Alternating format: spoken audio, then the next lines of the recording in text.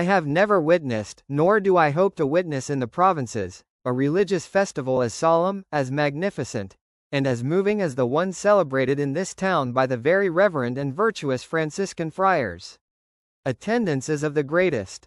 Here I have had the happy opportunity of greeting almost all the Spaniards resident in this province, as well as 3 Reverend Augustinians from the province of Batangas, and 2 Reverend Dominicans, one of them the very Reverend Father Hernando de la Sibila, who has honored this town with his presence, something that its worthy inhabitants should never forget. I have also seen a great number of prominent people from the provinces of Cavite and Pampanga, and many men of wealth from Manila. There are many brass bands, among them that most skillful band from Pagsanjan, which is owned by the clerk of court, Don Miguel Guevara, as well as a great concourse of Chinese and natives, who, with the curiosity that characterizes the former, and the religious devotion of the latter, awaited with eagerness the day on which the fiesta was to be celebrated, in order that they might witness the comico-mimico-lyrico-choreographico-dramatic spectacle for which a great and spacious stage had been raised in the middle of the town square.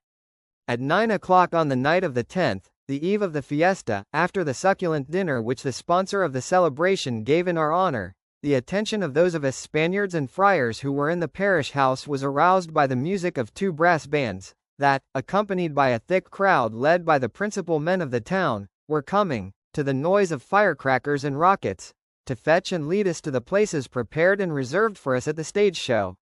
We felt compelled to accept such a courtly invitation for all that I myself would have preferred to rest in the arms of Morpheus and give delightful rest to my limbs which were aching, thanks to the jogging and jolting of the vehicle furnished to us by the mayor of the neighboring town. So we descended, and went in search of those of our compatriots who were dining in the house which is owned here by the pious and opulent Don Santiago de los Santos. The parish priest of the town, the very Reverend Father Bernardo Salva, the very Reverend Father Damaso Verdolagas, who, by special grace of the All-Highest, has by now recovered from the injuries which an impious hand inflicted upon him, the very Reverend Father Hernando de la Sibila, and the virtuous parish priest of Tanawan, as well as other Spaniards, were the guests of the Filipino Croesus.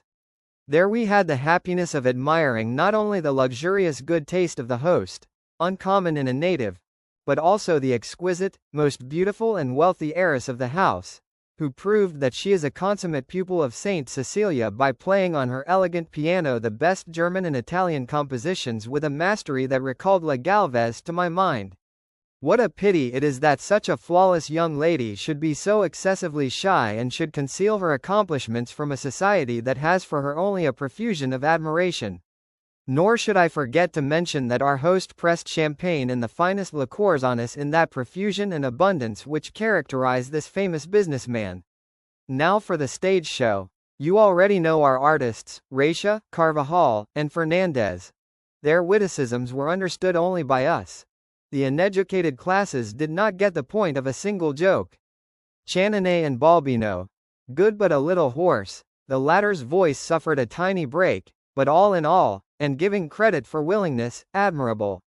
The natives, above all the mayor, greatly enjoyed the Tagalog play. The mayor told us, rubbing his hands, that it was a pity the princess had not been made to fight the giant who had kidnapped her, more so if the giant had turned out to be invulnerable except in the navel, like one Farragut who is mentioned in the tale of the 12 Peers. The very Reverend Father Damaso, with that goodness of heart which distinguishes him, shared the mayor's opinion, and added that, in such a situation, the princess would know how to get the giant to uncover his navel and to deal him there a feral stroke. If you can, come at a run. The fiesta is very gay. Fancy, Capitan Joaquin is almost broke. Capitan Tiago doubled his bets 3 times, and won 3 times on the first card. Manuel, the headman, who owns the house where we play, is so happy about his share of the kitty that he is losing weight. Father Doimazo smashed a lamp with a blow because he has not won a game yet. The consul has lost on his fighting cocks and at the card table all the money he won from us at the fiesta in Benang and at the fiesta of Our Lady of the Pillar in Santa Cruz. We had expected Capitan Tiago to bring his prospective son-in-law, Don Rafael's rich heir, but it seems he wants to imitate his father. He has not put in an appearance. Pity, seems he will never be much good to us. Carlos the Chinaman is making a fortune out of the Liampo. I have a suspicion he has something hidden on him, a magnet maybe. He keeps complaining about a headache and wears a bandage around his head, and when the dice are coming to a stop he leans over them, to the point of almost touching him, on the pretext that he wants to watch closely. I don't trust him, because I have heard stories like this before. So long, Choi, my fighting cocks are doing well, and my wife is happy and enjoying herself. Your friend, Martin Aristorenas. Ibarra had received a letter, a perfumed note delivered to him the night of the first day of the fiesta by Andeng, the foster sister of Maria Clara.